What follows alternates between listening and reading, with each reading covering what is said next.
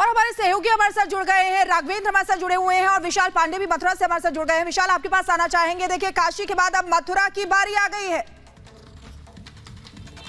विशाल,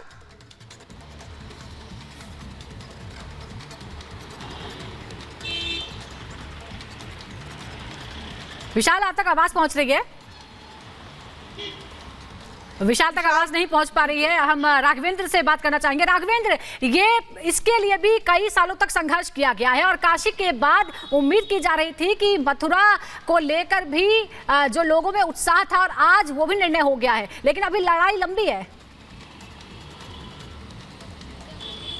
बिल्कुल, देखिए, हिंदू पक्ष का कहना है कि एक ही क्रूर शासक के द्वारा भारत की जो संस्कृति है उस पर हमला किया गया था। अयोध्या, काशी, मथुरा में अब मथुरा की बारी है। 1670 में इस आदेश दिया था औरंगजेब ने इस मंदिर को तोड़वाने के, तब से संघर्ष जारी है और संघर्ष का एक ही रास्ता है कि किसी न किसी संवैधानिक तरीके से, कोर्ट के तरीके से। आज इलाहाबाद हाई कोर्ट ने एक सर्वे के लिए एक अनुमति दी है। 18 दिसंबर को पता हो जाएगा। हालांकि कोर्ट ने यह भी कहा कि 3 वकीलों को कमिश्नर नियुक्त करने का आदेश भी दिया है। वो 3 वकील कौन से होंगे ये 18 दिसंबर को पता चलेगा। साथ ही मैं आपको और जानकारी दूं कि अभी जब मैंने अध्ययन किया, काशी विश्वनाथ में जो सर्वे हो रहा है 43 लोग हैं, उसमें कौन कौन है मैं आपको जानकारी दूंगा कि वही लोग यहां पर भी रहेंगे।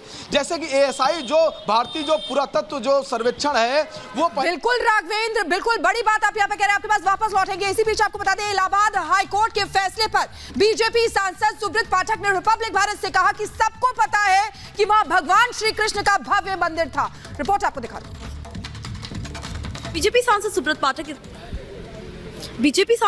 पाठक इस वक्त हमारे साथ है। सुब्रत जी, अब श्री कृष्ण जन्मभूमि और जो ईदगाह का परिसर है उसके सर्वेक्षण के आदेश दे दिए कमिश्नर की दिशा निर्देश में, निगरानी में, क्या कहना चाहेंगे? इलाहाबाद हाई कोर्ट ने आदेश दिया है। नहीं, देखो, ये तो सब जानते हैं और सबको पता है कि वहाँ पर भगवान कृष्ण का भव्य मंदिर हुआ करता था और किस प्रकार से उसको विध्वंस किया गया और ज़बरदस्ती वहाँ पर तथाकथित मस्जिद बनाई गई।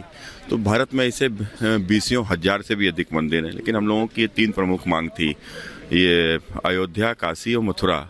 तो मैं समझता हूँ कि धीरे धीरे सही, लेकिन हम सबके सपने साकार हो रहे हैं। सुब्रत जी, जब काशी में ये तमाम मुद्दा उठा था उसके बाद देखने को मिला था किस तरह से जो मुस्लिम पक्ष है बहुत नाराज दिखाई दिया था। कई बार जो कोर्ट के लगातार फैसले के बाद उसके बाद सर्वे शुरू हुआ, उस पर भी पूरी तरीके से अभी फैसला आना बचा है कि आखिरकार सर्वे में निकला क्या। वैसे भी अगर जन्मभूमि की बात करें तो आप लोग एक्साइटेड है, आप लोग का मानना है कि वहाँ पे जो चीजें कही जा रही हिंदू पक्ष द्वारा वही वो निकलेंगी वहाँ पर, क्योंकि लंबा समय लग सकता है जन्मभूमि के सर्वेक्षण में भी। देखो, ये राम कृष्ण का देश है, ये देश ऋषि मुनियों का देश है।